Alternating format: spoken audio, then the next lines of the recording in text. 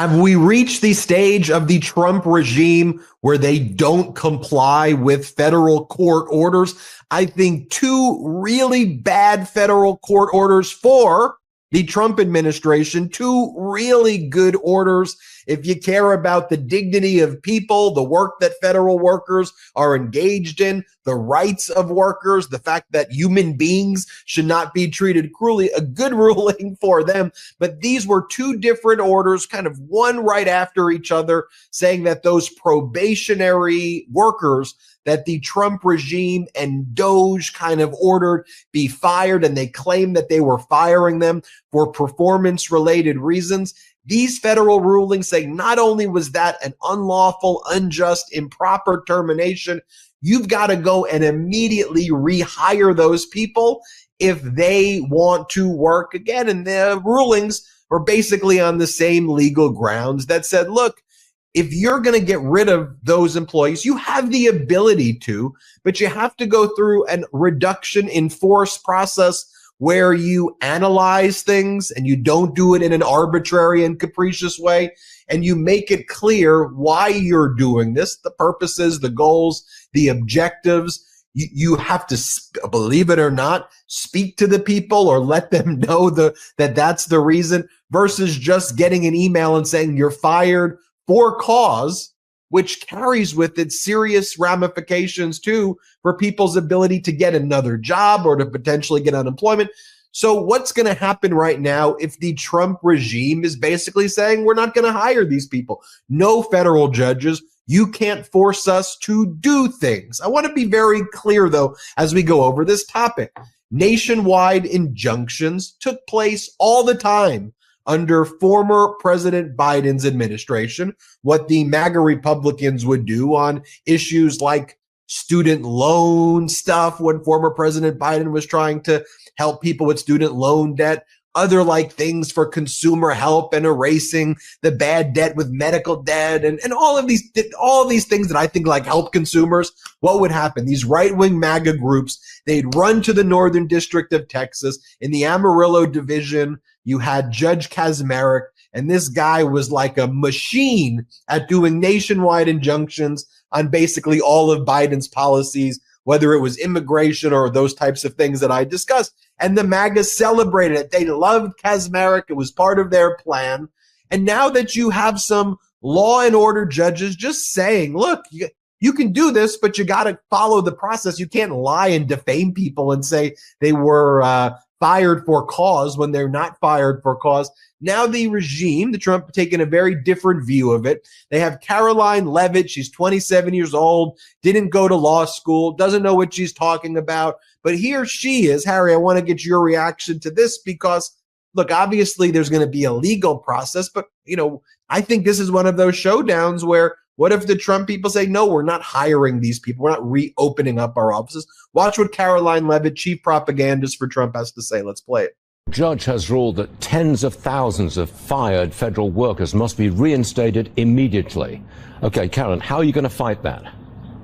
Well, let's talk about the absurdity of this, Stu. You have a single lower district court judge who ruled that all of these individuals need to be rehired, just usurping the executive authority of President Trump to fire federal workers. This cannot be allowed to happen. This ruling was unconstitutional. The White House and the Trump administration are prepared to fight back.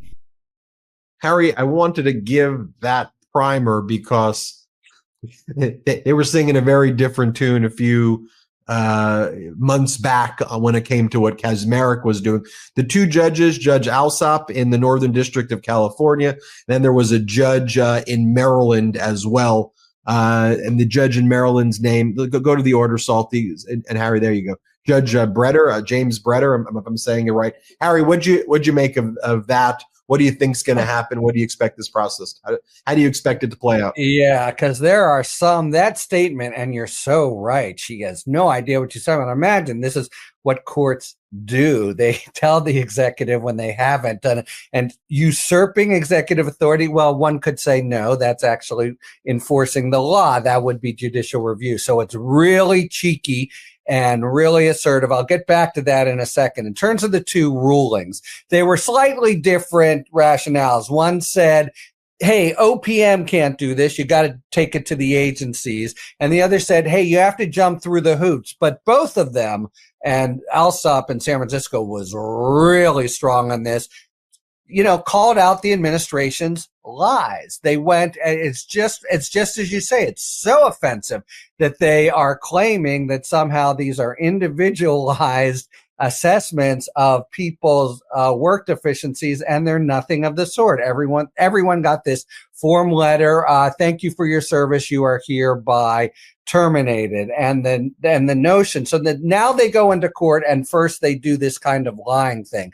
The real question is what happens next? Because you can imagine like a normal administration, they comply. Nah, I'm not sure of the odds of that. But then there are a kind of way of resisting with different problems. And in general, Ben, I think you get at the game from the start. There are so many ways that in the executive branch this has happened. Once they lower the boom this way, even if in some technical sense the people are, they get money and back wages and are made whole, they can't be made whole. You can't ever unscramble the eggs. Even if they were forced and the administration complied to let them back in, it would be into probably a place where someone else is sitting at their desk, or more likely the desk has just been scrapped in the fire sale that they're doing as they get rid of all the employees. In other words, in a real way on the ground, they have irrevocably and terribly harmed these people's lives. In a legal way, they have failed to comply a couple different fashions. And Alsop in particular, I mean, we'll see what happens, because he said first he totally slapped him around saying, it's disgusting basically that you would say this when it wasn't true. But then he ordered them to right away come up with names and who they're talking about. And he may have this oversight process where we will see. They have already filed a notice of appeal on this one in the Ninth Circuit, but they are going to try to push back on him in every way. And we're really starting, it's been all of 2 months, but we're really starting. White 1. Stay informed, not overwhelmed. Follow credible, nonpartisan news sources to track policies while avoiding sensationalism. Fact-check claims to combat misinformation. 2. Strengthen community ties to build local networks for mutual aid, food shares, childcare, to counter instability. Solidarity fosters resilience. 3. Protect civil liberties. Know your rights during protests or encounters with authorities. Support organizations like ACLU fighting legal battles. 4. Safeguard finances. Prepare for economic shifts. To look at, holy shit, is there a concrete possibility of actual disobedience by the administration of the courts? And at that point, we really are in a full-on constitutional crisis. So we'll see. When she says something like, and of course she's just being fed, is Levitt a talking point, we're going to fight this.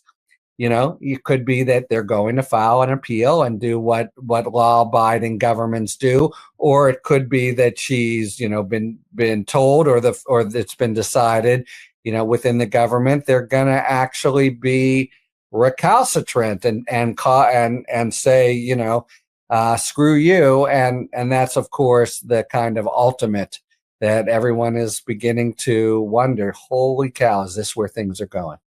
It's an interesting showdown between Judge Alsop, of all judges, senior status, Northern District of California, well-respected judge, a no-nonsense judge. I remember you and I, before we did this take, I told you some of my war stories where as a young associate, I would be warned by the partners, like, if you're not prepared for Judge Alsop, he is going to rip you apart. Yeah. And it was, that was weighing in my mind as I was reading the transcript from this hearing, where, and Alsop does this thing where his bench is like 10 feet up, it seems like we're like a basketball hoop.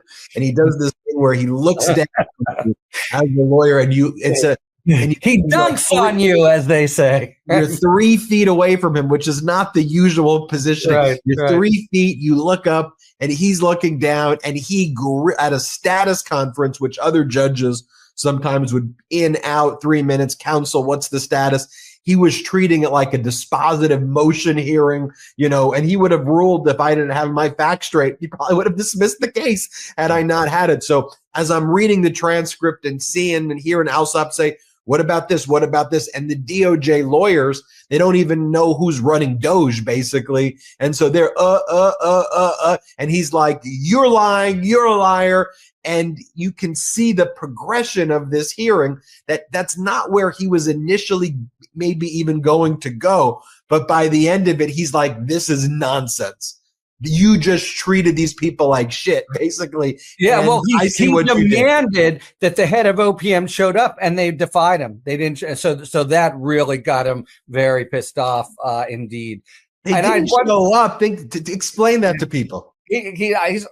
I've just said it. He wanted him to be deposed. The basis of his holding was, OPM, you can't do this. You're not the ones who can fire Secretary of Treasury and fire. This is Roosevelt kind of channeling Musk, and that was the base of his holding. But he wanted to know, what are the facts? Did you do it? That was his specific legal angle, and that's right. There was a written statement. They withdrew it.